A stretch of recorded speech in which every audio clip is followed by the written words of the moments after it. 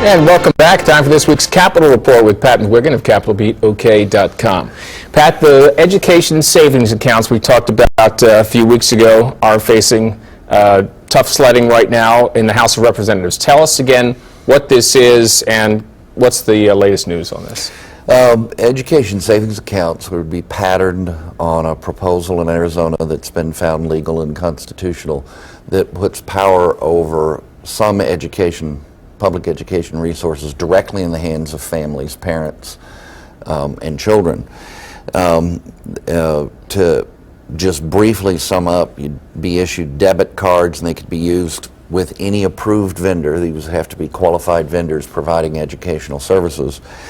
The equivalent of a credit card, except a debit that would draw on the account the state would create. And instead of a school district spending it, a family would spend it. They could spend it for a very tailored wide range of purposes: tuition in a private school, therapy, online classes, tutoring, whole range of things. And Arizona's kind of considered a model, even though right now it's only several hundred people participating. Now, what happened was that Wednesday evening, in a vote of the House Education Committee, the measure went down pretty strongly with not quite a majority of the Republicans on the committee supporting the measure. The Democrats unified against it along with the other Republicans. I think it's unfortunate because Oklahoma would have had the opportunity to be the second, perhaps third state in the country to enact education savings accounts. I think they're a wave or a sign of the future. Mississippi is moving towards creating ESAs, as they're called, for special needs children. In opinion polls, this polls very strongly. The Friedman Foundation nationally worked with Oklahoma Council of Public Affairs and found strong majority support for the idea and 2-to-1 support among parents with children in schools for the idea of ESAs.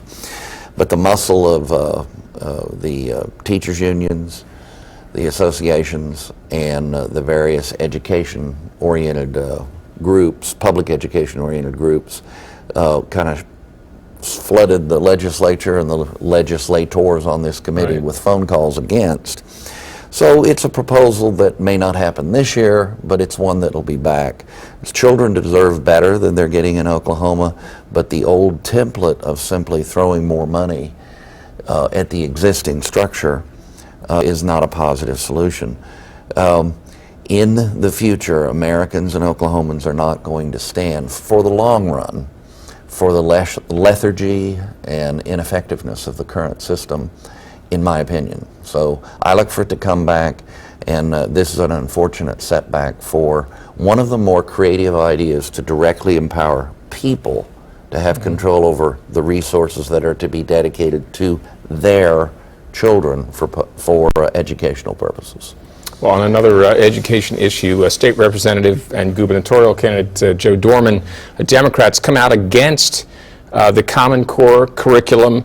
This is an issue that just does not seem to go away. People are very passionate about it.